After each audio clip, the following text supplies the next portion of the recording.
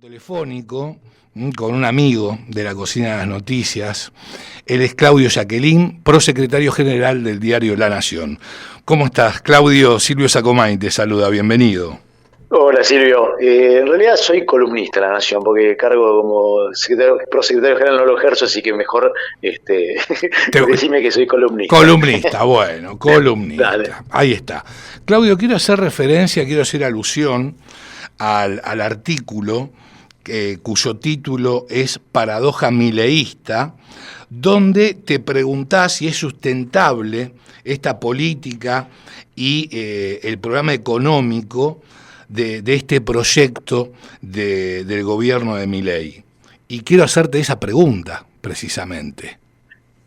Bueno, yo lo que te diría es, hoy lo que tenés es una singularidad que tenés al presidente que llegó a presidente siendo diciendo que la política no le interesaba nada y que su activo era ser un gran comunicador económico, básicamente, que lo que tiene es que le va muy bien en lo político, sobre todo en términos de la superestructura, de sacar leyes, de no tener una oposición efectiva capaz de impedirle tomar decisiones y aplicarlas, y tiene muchísimo ruido en la economía. Y ahí es donde me parece que empezamos a preguntarnos, bueno, ¿es sustentable? Y en términos de sustentabilidad es que lo que vas viendo es estos ruidos que se traducen en mayor morosidad en las familias, sueldos que no alcanzan, la percepción de hoy había una encuesta de Mora Josami de Casa 3, donde un poco más del 50% no cree que la inflación oficial sea la inflación real,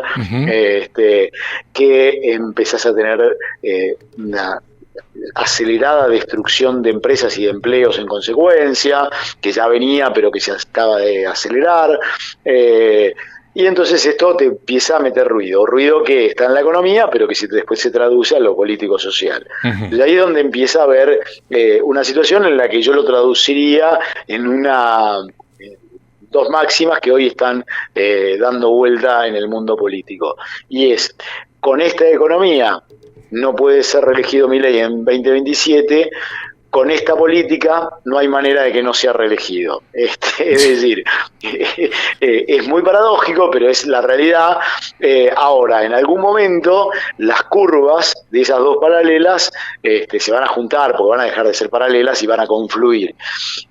Hoy que estamos viendo, bueno, que se sostiene un paulatino pero sostenido descenso de la aprobación y del rechazo al gobierno, de que crece la imagen negativa y la positiva baja poquito, pero baja, lo cual te empieza a meter ruido, y al mismo tiempo el empalme entre la transformación económica del viejo régimen al nuevo régimen, que se va haciendo lenta y dolorosa, que los empresarios empiezan a aparecer y son objeto de escarnio por parte del gobierno, porque hablan de lo que no hay que hablar, de eso no se habla. Entonces, bueno, esto es un poco lo que hoy está y lo que va a poner en tensión este tiempo que en términos políticos es muy favorable, y tan favorable es que con nada, con el 36% de la Cámara de Diputados y el 33% de la Cámara de Senadores,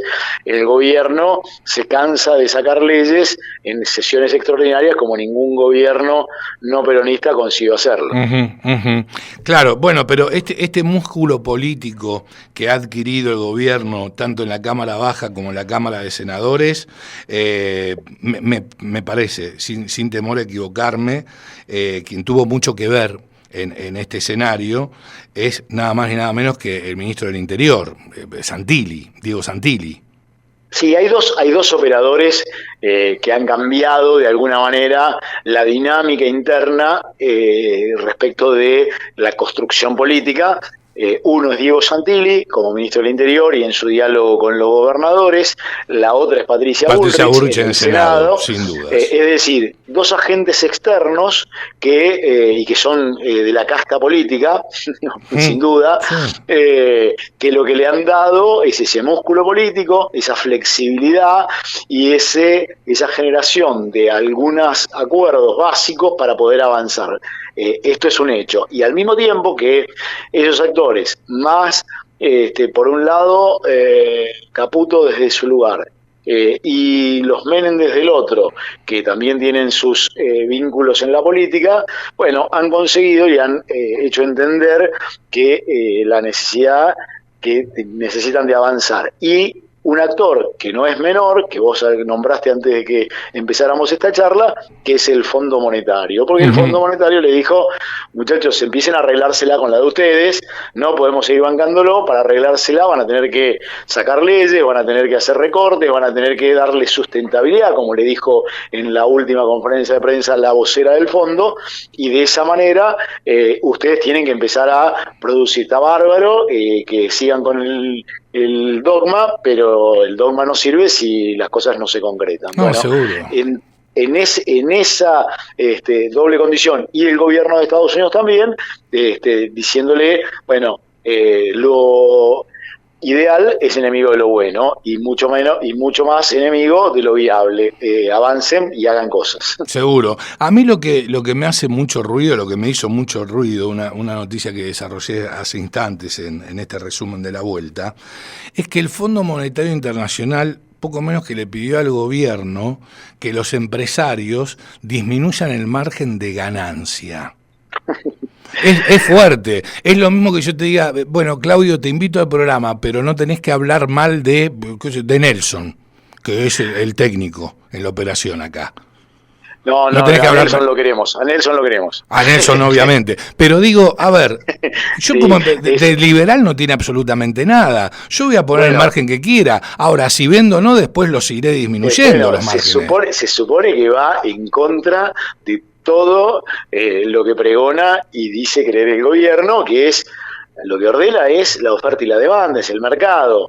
Bueno, ahí tenés un punto.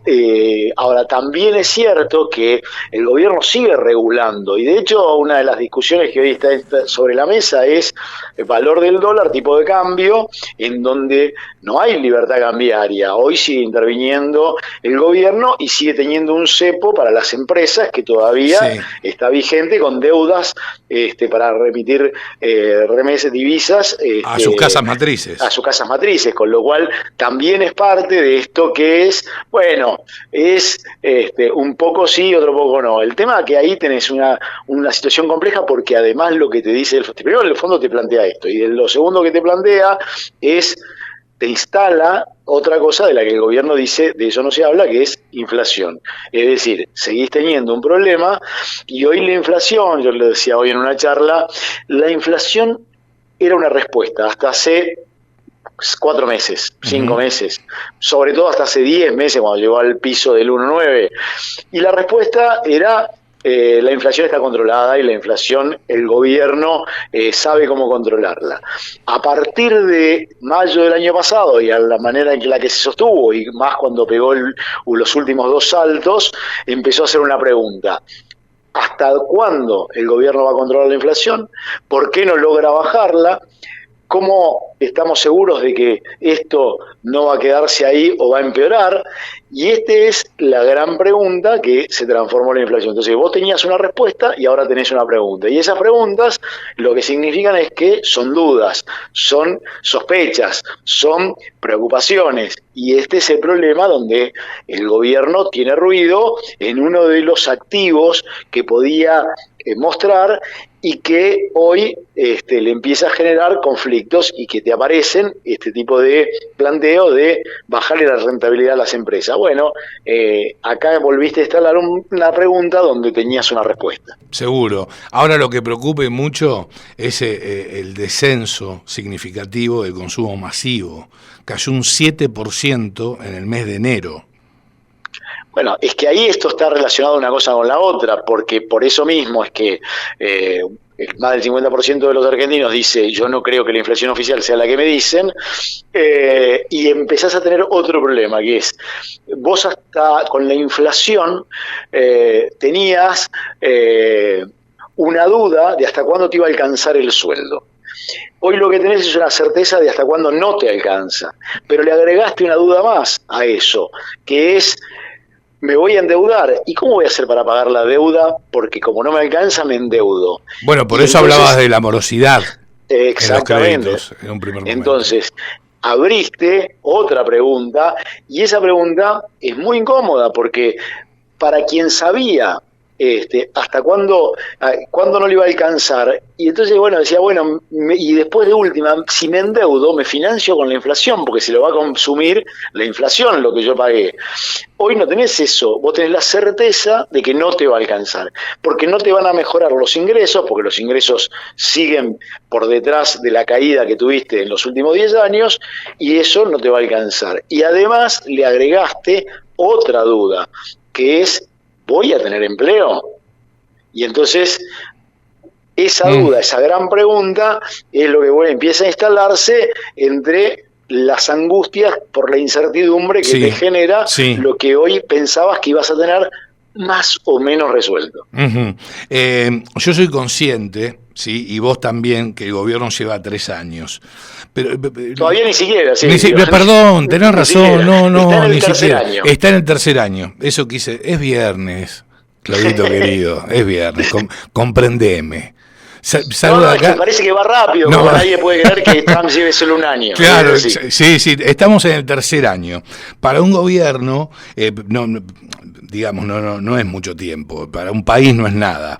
Pero de todas maneras, lo que yo observo, y creo que lo hablaba con Diego Armesto, con un periodista de economía que hace economía en Infobae, y tiene que ver con que me parece que el gobierno se está focalizando pura y exclusivamente en las grandes inversiones y en las exportaciones de oil and gas, minería y agroindustria, ¿sí? En el sector agroindustrial, el campo. Y el resto no veo que el gobierno, salvo el RIMI, sí, que se encuentra en la reforma o modernización laboral, como más le guste llamarlo a la gente, ¿no es cierto? Que son incentivos a las pequeñas inversiones que parten desde los 200 millones de dólares, creo, si mal no recuerdo. Porque el RIGI, a partir de cuánto dinero comienza... No, era de 200, es el RIGI. El RIGI de 200. No, creo que son nada. 2 millones, muy poco. Es muy poco. 2 millones de dólares, ahí está. 2 millones de dólares. Eso está perfecto, pero no hay consumo.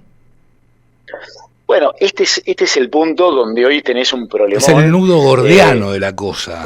Y tenés un problemón porque además lo que tenés es no recuperación de salarios y pérdidas de empleo. O sea, vos tenés una paradoja que hoy es casi sin precedente, que es, tenés crecimiento, digo, bueno, llamalo arrastre lo que quieras, pero vos tenés crecimiento, el gobierno lo festejó con bombos y platillos, porque fue de 4,4 el año pasado, porque fue de 1,8 en diciembre, pero al mismo tiempo que tenés crecimiento con destrucción de empresas y destrucción de empleo, entonces ahí estás teniendo un problema, y además vos tenés actividades en las que se supone que sos competitivo, pero que seguís teniendo destrucción de empresas y de empleo.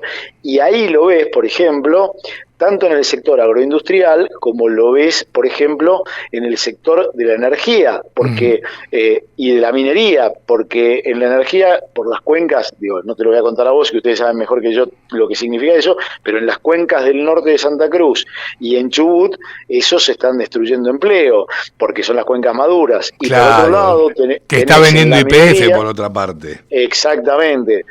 Y por otro lado tenés en la minería destrucción de empleo, porque es la minería de lo que son la minería de las canteras, para decirlo rápido y sencillo, que es toda la minería vinculada con los insumos de la construcción, los materiales de construcción. Sí. Entonces, en los dos lados vos tenés destrucción de empleo, y eso se supone, y aún también tenés destrucción de empleo en el sector tecnológico, porque el avance tecnológico, el uso de la inteligencia artificial también está destruyendo empleo. Entonces, tenés ahí situaciones muy paradojales que te están impactando después en el consumo. Claro, lógicamente. Ahora, bueno, todo un trabajo. Bueno, yo creo que, lo conversamos, pero para ponerle la frutilla al pastel, la reactivación económica tiene que ser la punta de lanza del gobierno este año, sin lugar a dudas. Bueno, sin reactivación económica, y un poco era lo que decíamos al principio, de con esta economía no puede ser reelegido. Y con esta política sí. Sí. Ahora, en un momento, la política se arma porque el vacío o la demanda insatisfecha te va a generar una oferta inexorable. Entonces ahí vas a tener una situación de riesgo muy concreta. Por lo tanto, si no recuperas actividad y no recuperas ingresos, vas a estar en un problema. Sin lugar a dudas. Claudio, un placer enorme que me hayas acompañado como siempre, ¿eh? Muchísimas gracias. Muy agradecido. Un abrazo grande, Silvio. Abrazo enorme. Hasta pronto. Hasta pronto. Adiós. Adiós. Lo escuchabas a Claudio Jacquelin, columnista del diario La Nación, pasar por la cocina de las noticias.